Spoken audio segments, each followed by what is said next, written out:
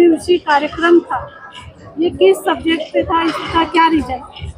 ये 2 दिवसीय national conference हमारे institute of chartered accountant of India की एक कंटिन्यूइंग प्रोफेशनल एजुकेशन कमेटी होती है, उसके द्वारा ऑर्गेनाइज किया गया था और हमारे छत्तीसगढ़ की चारों ही ब्रांचेस के द्वारा इसे होस्ट किया गया था। रायपुर ब्रांच इसकी मुख्य होस्ट थी, बाकी बिलासपुर, भिलाई एंड रायगढ़ ब्रांच इसकी को होस्ट थी। इस नेशनल कॉन्फ्रेंस का टाइटल था अनंत अपार संभावनाएं। जैसा कि हम सब जानते हैं कि हमारा देश तेजी से आगे बढ़ रहा है और हमारे देश की अर्थव्यवस्था को चलाने के लिए चार्टर्ड अकाउंटेंट्स का योगदान बहुत महत्वपूर्ण होता है। जब हम बात करते हैं $5 मिलियन इकोनॉमी की, तो जब 5 मिलियन इकोनॉमी की बात जब हम करते थे तो एक असंभव सा लगता था। ऐसा लगता था कि हम शायद इसे अचीव कर भी पाएंगे कि नहीं, बट बहुत जल्दी हमने बहुत बड़ा एक टारगेट जो है वो अचीव कर लिया और लगातार हम इसमें अग्रसर हैं। आने वाले 25 वर्षों की प्लानिंग हमारे देश में हो रही है। एक हम समृद्ध भारत और आत्मनिर्भर भारत की बात करते हैं, तो ये चार्टर्ड अकाउंटेंट के योगदान के बिना संभव नहीं है। और इन्हीं विषयों को लेके हमने एक 2 दिवसीय सेमिनार किया, जिसमें GST, income tax, capital market में हमारे साथ में अमित जी हैं कोलकाता से, और आर्टिफिशियल इंटेलिजेंस में हमने हमारा एक विचार संगोष्ठी किया। इनकम टैक्स के अलावा एक हमारा जो मेन सब्जेक्ट जो था कैपिटल मार्केट के बाद में एआई, इनकम टैक्स, इन सब्जेक्ट्स में हम लोगों ने 2 दिन की अलग अलग एक्सपर्ट के द्वारा विचार संगोष्ठी करी।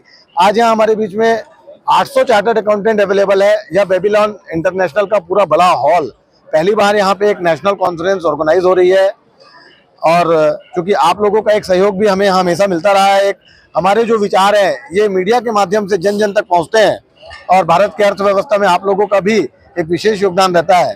तो बहुत बहुत शुभकामनाएं, बहुत धन्यवाद। कहीं ना कहीं उसमें जो योगदान है उसमें एक सीए का महत्वपूर्ण योगदान है। आज अगर हम 5 ट्रिलियन इकोनॉमी बने हैं और 2047 तक 30 ट्रिलियन अगर इकोनॉमी बनाना चाह रहे हैं, जीडीपी करना चाह रहे हैं, तो कहीं ना कहीं वो पॉसिबल नहीं होगा बिना सीए के। तो उसमें जो ये विकसित भारत की परिकल्पना है, क्या ये असलियत है, क्या ये रियलिटी है, उसमें बताने के लिए हमारे पास अमित जैन जी है जो बॉम्बे से हैं, जो इंडिया जो अंडर वैल्यूड स्टॉक है उसके बारे में भी आपको बताएंगे। तो मैं रिक्वेस्ट करूंगा अमित जैन जी से, जो बॉम्बे से आए हैं। भारत की इकोनॉमिक व्यवस्था तो बहुत अभी खराब है। हाँ। जैसा कि बताया जाता है कि कर्ज में है। ओके। और उसके लिए आप लोगों की तरफ से क्या उसमें रहेगा? देखिए, कोई भी राष्ट्र जो विकसित होता है वो अपनी जरूरतों को पूरा करने के लिए कर्ज लेता है। और अगर आप मानेंगे कि जीडीपी वाइज वर्ल्ड की सबसे बड़ी इकोनॉमी जो है अमेरिका, और अगर अमेरिका का कर्ज देखेंगे तो वो अपने से भी जाता है। तो ये कोई पैरामीटर नहीं हो सकता कि कोई राष्ट्र का कर्ज ले रहा है तो वो डेवलप नहीं कर रहा है, क्योंकि डेवलपमेंट के लिए कर्ज लेना आवश्यकता होती है कहीं ना कहीं तेजी से डेवलपमेंट करने के लिए, और वो इसका पार्ट एंड पार्सल है। कितने राज्य से चार्टर्ड अकाउंटेंट इसमें शामिल हुए सर? इसमें लगभग 8 राज्यों से इसमें पार्टिसिपेट किए हैं। लगभग 1000 रजिस्ट्रेशन हमारे पास आए थे। 800 चार्टर्ड अकाउंटेंट आज ये मौजूद भी है। आप लोगों ने जो तय किया विकसित भारत, विकसित छत्तीसगढ़, हाँ। इसकी शुरुआत कब से हुई?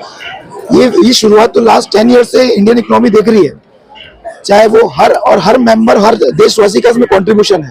चाहे हम जीएसटी की बात करें, जुलाई 2017 में जीएसटी लागू हुआ था। 70,000 करोड़ रुपए का टर्नओवर था मंथली कलेक्शन। अप्रैल 2024 को जीएसटी का मंथली कलेक्शन 2 लाख करोड़ रुपए है। तो ये बता रहा है कि हमारी इकोनॉमी का जो बेस है, जो इंडस्ट्री है, वो भी किस तरीके से ग्रो हो रही है। तो मतलब एक हाइप क्रिएट नहीं किया जा रहा है, जो ग्राउंड रियलिटी है कि बिजनेसमैन भी ग्रो कर रहा है, उसकी इनकम ग्रो कर रही है, उसका टर्नओवर ग्रो कर रहा है, और हर व्यापारी आज देश की तरक्की में कंट्रीब्यूट कर रहा है। तो हम ऐसा कह सकते हैं कि चार्टर्ड अकाउंटेंट की बहुत बड़ी योग्यता है। बिल्कुल। विकसित भारत, विकसित छत्तीसगढ़। देखिए, हमारे प्रधानमंत्री भी ये कहते हैं कहीं ना कहीं कि मेरे साइन से ज्यादा भी साइन इंपॉर्टेंट होती है चार्टर्ड अकाउंटेंट की। उसका कहने का तात्पर्य ये रहता है कि कोई भी कंपनी की जो बैलेंस शीट या फाइनेंशियल स्टेटमेंट बनते हैं तो उसमें ट्रस्ट जब भी आता है स्टेक होल्डर्स का, जब उसमें कोई सीए का साइन रहता है, नहीं तो उसके बिना उसकी मान्यता नहीं रहती है। तो इसलिए कहा जाता है कि इंडियन इकोनॉमी में जो भी फाइनेंशियल सेक्टर के जो लीडर्स होते हैं तो उसमें चार्टर्ड अकाउंटेंट्स का प्रमुख योगदान रहता है। सर, आपने अभी ये बोला इसके लिए जैसे केंद्र सरकार के जिक्र किया, तो हम आपको ये पूछना चाहेंगे, तो अभी केंद्र सरकार ने जो जीएसटी जो जारी किया, हाँ, उसमें छोटे व्यापारी नाराज हैं, हाँ। इसके लिए आप क्या बोलेंगे? देखिए, कहीं ना कहीं केंद्र सरकार को ये प्रयास करना चाहिए कि छोटे व्यापारी को जो तकलीफें है उसको दूर किया जाए, क्योंकि टैक्स कलेक्शन तो एक पार्ट है जो सरकार को करना ही है, लेकिन वो बिना किसी तकलीफों के कैसे हो जाए। तो मैं भी निरंतर रायपुर ब्रांच की तरफ से ये प्रयास करता हूँ कि जो भी छोटे व्यापारी हमारे हैं उनको जो तकलीफें हो रही है वो मंथली बेसिस में हम डिपार्टमेंट को सबमिट करें, ताकि उसको सही ढंग से उसका रिजोल्यूशन हो पाए।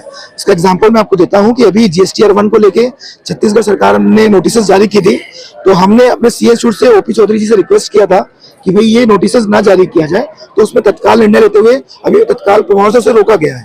तो ये भी विषय CS शूट प्रयास करता है कि जो टैक्स पेयर है उसको रेड कारपेट वेलकम किया जाना चाहिए, ना कि टैक्स टेररिज्म के साथ। सर, मैं CA Vikas Gulchar, vice chairman ICAI Raipur branch. Amit, मेरा तो यही है सर, भारत की चुनावी व्यवस्था जो इतनी खराब है उसमें आप लोगों की योग्यता, आप लोगों की भागीदारी कैसी रहेगी कि ये स्थिति थोड़ा सुधार किया। देखिए, भारत की तो अर्थव्यवस्था बहुत खराब नहीं है। भारत की अर्थव्यवस्था इस दुनिया की फास्टेस्ट अर्थव्यवस्था है जिसकी ग्रोथ हो रही है दुनिया के अंदर। अगर आप दुनिया में देखें तो पूरे वर्ल्ड के अंदर काफी हद तक एक रिसेशनरी एनवायरनमेंट चल रहा है। यूएस जो फेडरल रेट ऑफ इंटरेस्ट है, जो यूएस फेड है, उसने काफी हद तक अपने रेट ऑफ इंटरेस्ट को बढ़ाया हुआ है और पूरे वर्ल्ड के अंदर एक रिसेशन चल रहा है। पर भारत अकेले एक ऐसी व्यवस्था है जो इस सब के बावजूद भी ग्रोथ कर रहा है। तो ग्रोथ तो बहुत अच्छा हो रहा है GDP के अंदर। हाँ, आपका मैंने पॉइंट सुना, कुछ हद तक वो ग्रोथ जो है वो छोटे व्यापारी तक नहीं आ पा रही है। उसका कारण है, उसमें कोई ग्लोबल कारण नहीं है। उसका एक बहुत बड़ा रीजन है कि हिंदुस्तान के अंदर कंपटीशन बहुत बढ़ रहा है, और कंपटीशन बढ़ने के कारण जो एक इंसान की एक जो इनकम होती थी वो ईयर ऑन ईयर थोड़ा सा कम होती जा रही है।